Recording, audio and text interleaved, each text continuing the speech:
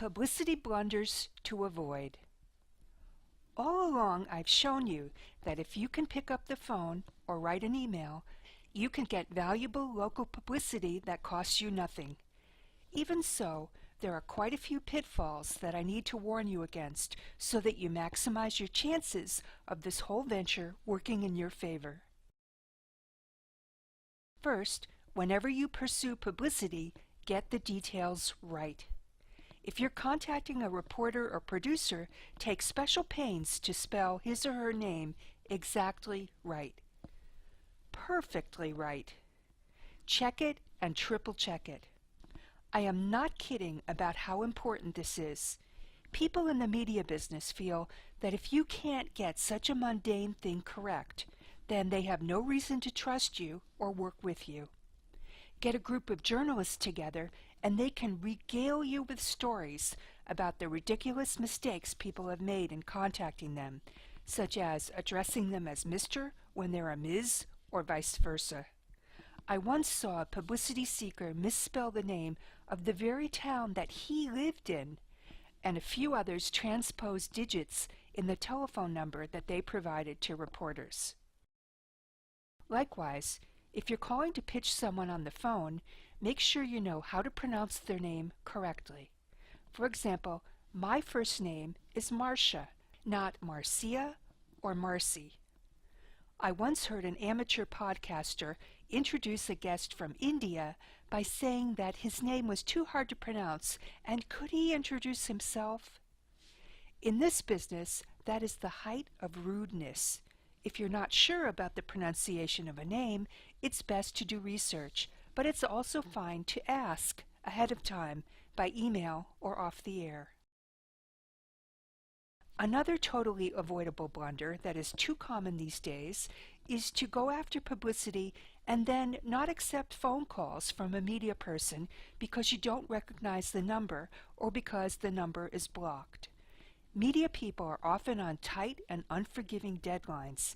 If you take your time to get back to them when it's most convenient for you, you may have lost that publicity opportunity.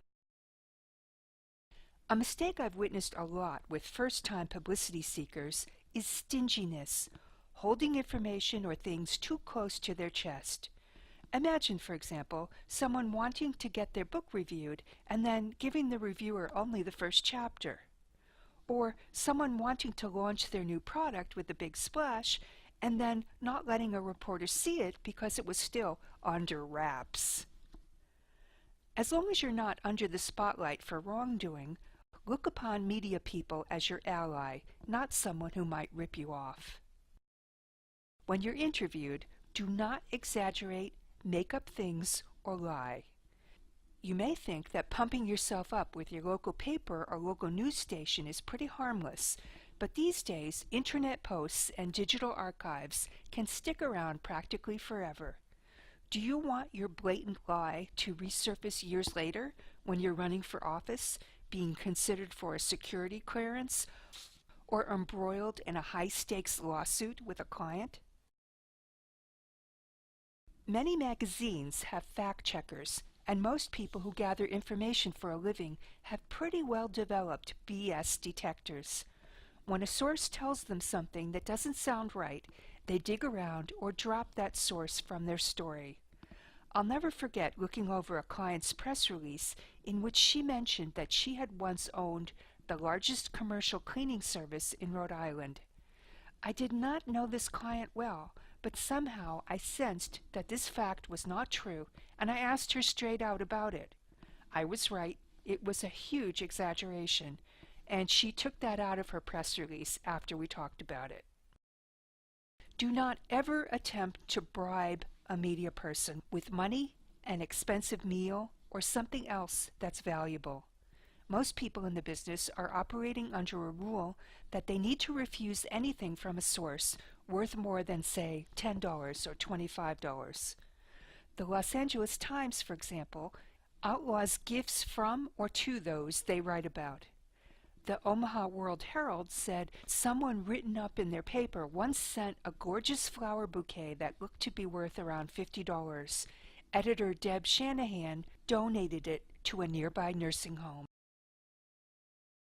The best way to thank a media person who gives you coverage is to send a handwritten thank you note.